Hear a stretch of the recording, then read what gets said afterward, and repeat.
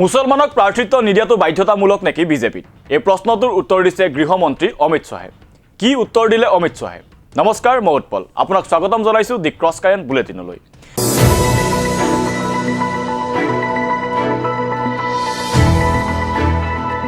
বিজেপিয়ে কিয় টিকট নিদিয়ে মুছলমানক? বিজেপিত টিকট নিদিয়াটো বাধ্যতামূলক নেকি মুছলমানক? ৰাষ্ট্ৰীয় সংবাদ মাধ্যম নিউজ 18ৰ এক সাক্ষাৎকাৰত এই প্ৰশ্নৰ উত্তৰ প্ৰদান কৰিছে অমিত শ্বাহে। নৰেন্দ্ৰ মোদীৰ পিছতেই বিজেপিৰ আটাইতকৈ প্ৰভাৱশালী মন্ত্ৰী অমিত শ্বাহে এই সাক্ষাৎকাৰতে কয় যে দেশৰ নাগৰিকৰ লগত বিজেপিৰ যি সম্পৰ্ক থকা উচিত সেই একেই সম্পৰ্ক আছে মুছলমানৰ লগতো। অমিত শ্বাহক সোধা হৈছিল উত্তৰ প্ৰদেশত কোনো মুছলমানকে প্ৰাৰ্থিত্ব নিদিলে কিয় বিজেপিয়ে? অমিত শ্বাহৰ পোনপটীয়া উত্তৰ, ভোট কোনে দিয়ে সেয়াও লক্ষ্য কৰা উচিত। ইয়াৰ পিছতে অমিত শ্বাহৰ প্ৰতি আন এটা প্ৰশ্ন, মুছলমানক টিকট নিদিয়াটো বাধ্যতামূলক নেকি বিজেপিত? এইবাৰ অমিত শ্বাহৰ উত্তৰ, তাত কোনো বাধ্যবাধকতা নাই। এয়া মাত্ৰ ৰাজনৈতিক শিষ্টাচাৰহে। নিৰ্বাচন এটা জয়লাভ কৰাটো নিঃসন্দেহে সকলোৰে বাবে জৰুৰী, কিন্তু নিৰ্বাচনত জয়লাভৰ পিছত এনে বৈষম্যৰ অভিযোগ দিয়া অনুচিত। চৰকাৰ চলে সংবিধানৰ অধীনত আৰু চৰকাৰ গঠন কৰি দিয়ে নাগৰিকে। এবাৰ চাই লওক মুছলমানক প্ৰাৰ্থিত্ব প্ৰদান নকৰাক লৈ কি ক'লে অমিত শ্বাহে। मैं आपसे इसी रिलेटेड सवाल एक पूछना चाहता हूं। मेरे दिमाग मैंने योगी जी से भी ये सवाल पूछा था कि सबका साथ सबका विकास बात करने वाली पार्टी मोदी जी का ये नारा है, आपका नारा है, योगी जी का नारा है, ये जब टिकट वितरण करती है तो मुसलमानों को टिकट क्यों नहीं देती? भारतीय जनता पार्टी का मुसलमानों से क्या रिश्ता है? देखिए, भारतीय जनता पार्टी का जहाँ तक मुसलमानों का रिश्ते का सवाल है, सरकार का भारत के नागरिक के साथ और एक जिम्मेदार राजनीतिक दल के भारत के नागरिक के साथ होना चाहिए, वही रिश्ता हमारा है। मगर चुनाव में कौन वोट देता है वो भी तो देखना पड़ता है। तो आप ये कह रहे हैं कि ये एक राजनीतिक आपकी मजबूरी है? मजबूरी नहीं है, ये राजनीतिक शिष्टाचार है।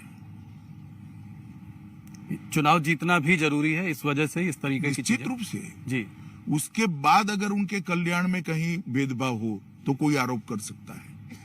सरकार संविधान के आधार पर चलती है और सरकार जनता के वोटों से चुनकर आती है, जो देते हैं उसे।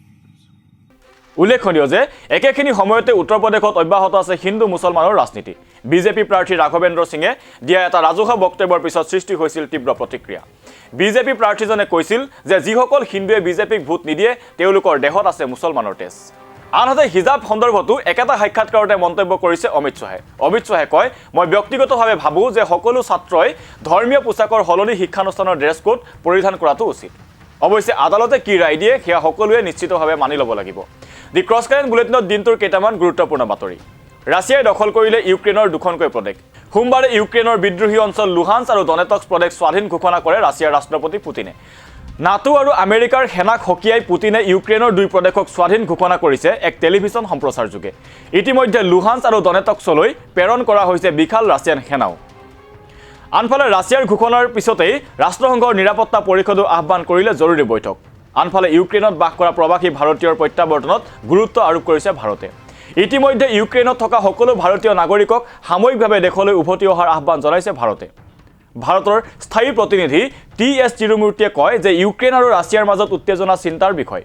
বৃদ্ধি হোৱা উত্তেজনাই শান্তি ভংগ কৰিব বুলি আশংকা কৰা হৈছে, যাৰ ফলত নাগৰিকসকলৰ সুৰক্ষাৰ ক্ষেত্ৰতো প্ৰত্যাহ্বান আহিব পাৰে। 20,000তকৈ অধিক ভাৰতীয় লোক ইউক্ৰেইনৰ বিভিন্ন ঠাইত বাস কৰে, আনকি সীমান্তৱৰ্তী অঞ্চলসমূহতো থাকে বহু লোক। তাত থকা প্ৰতিগৰাকী ভাৰতীয়ক নিৰাপত্তা প্ৰদান কৰাটো আমাৰ প্ৰধান কৰ্তব্য।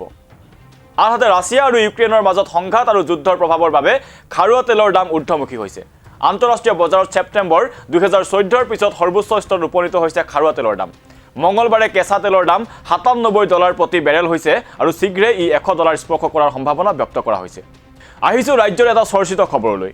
কবিতা গানৰ যুদ্ধৰ পিছত পীযুষ হাজৰিকা আৰু ভূপেন বৰাৰ যুদ্ধই সামৰি লৈছে এইবাৰ এটা গুৰুত্বপূৰ্ণ বিষয়। সেয়া হৈছে দুখীয়াৰ নামত আবণ্টিত ফ্লেট আৰু দুখীয়াৰ নামত আবণ্টিত ভূমি। সোমবাৰে মন্ত্ৰী পীযুষ হাজৰিকাই ভূপেন বৰাৰ পত্নীৰ নামত হাউচিঙৰ ফ্লেট থকা বুলি অভিযোগ কৰাৰ পিছতেই মাটিৰ প্ৰসংগ তুলি ধৰিছে ভূপেন বৰাই। ভূপেন বৰাই কয়, ফ্লেটটো মোৰ নামত নাই, পত্নীৰ নামতহে আছে। শাস্তি দিলে দিব পাৰে, কিন্তু ফ্লেটটোৰ লগত 29 বিঘা মাটিৰ তুলনাই নহয়। ভূপেন বৰাৰ প্ৰশ্ন, মই ভুল মানিছোঁ, কিন্তু 435 স্কোৱাৰ ফুটৰ ফ্লেটটোৰ লগত 29 বিঘা চিলিং উৰ্ধিত মাটিৰ তুলনা হয় জানো? ইয়াৰ পিছতে মন্তব্য প্ৰদান কৰিছে পীযুষ হাজৰিকাই। পীযুষ হাজৰিকাই কয়, মিনাৰেল ৱাটাৰ ভূপেন বৰাই অন্যায় কাম কৰি আছিল বুলি স্বীকাৰ কৰিছে, কিন্তু স্বীকাৰ কৰিলে সকলো শেষ হয় নেকি? মাৰ্ডাৰ কৰি স্বীকাৰ কৰিলেও দুখ শেষ হয় নেকি?